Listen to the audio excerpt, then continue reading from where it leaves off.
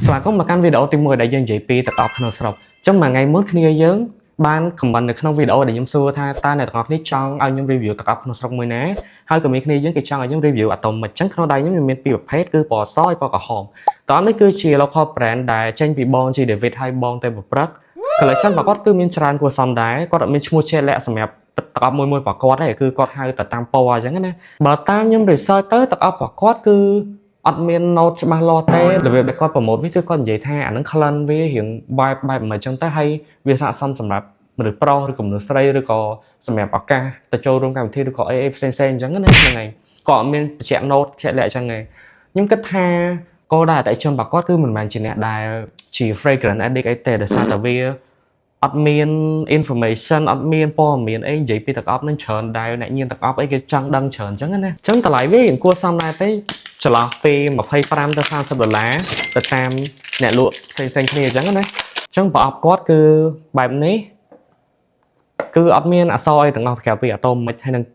ពណ៌អក្សរ Atomic ដែលបញ្ជាក់ថាទាំងអស់ហ្នឹងគឺពណ៌អីអញ្ចឹងគឺគាត់បើកមកបែបអញ្ចេះលយគួរសមដែរប្រអប់របស់គាត់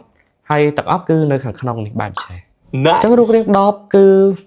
style នេះគឺបែបស្តៀងនឹង Bulgari គាត់ដូរតែពណ៌ដូរតែអីហើយអត់មានអក្សរទាំងអស់ខ្ញុំមិនដឹងថាកម្រិតប្រេងនេះអីទៀតអត់មានពណ៌មានពីថ្ងៃផលិតអត់មានអីនិយាយទៅណាស់ទិញតែម្ដងគឺខ្ញុំ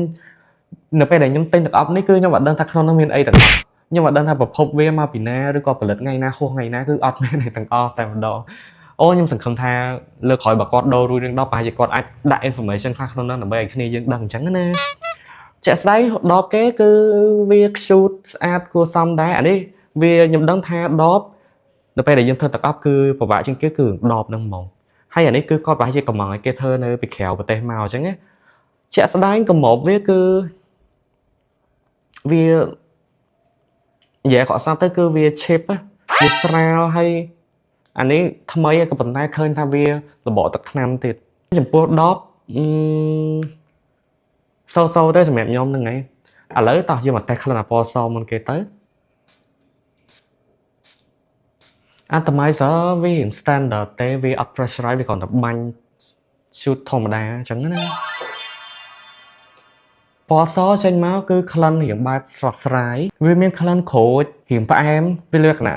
សាប៊ូតិចផ្អែមស្រស់ស្រាយក្រូចអានេះ vibe ព្រោះវាគឺស្តៀងគ្នានឹង Versace Eros ដែរក្លិននេះវា smooth ល្អបាញ់មកវាមានឈ្មោះអាល់កុលទេអញ្ចឹងខ្ញុំរៀង impress ដែរក្លិននេះគឺល្អខ្លាំងមែនតើចំពោះក្លិន alone គឺខ្ញុំឲ្យ rating វា9/10ព្រោះក្លិនវាគឺ smooth ល្អហើយត្រូវយើងមានអារម្មណ៍ថា uplifting មានអារម្មណ៍ល្អ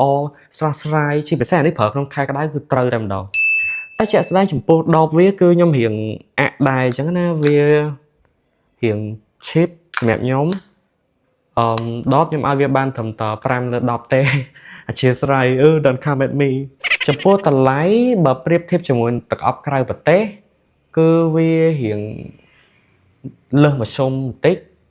ព្រោះថា25ទៅ$30គឺបានត្រឹមតែ50 ml ទេ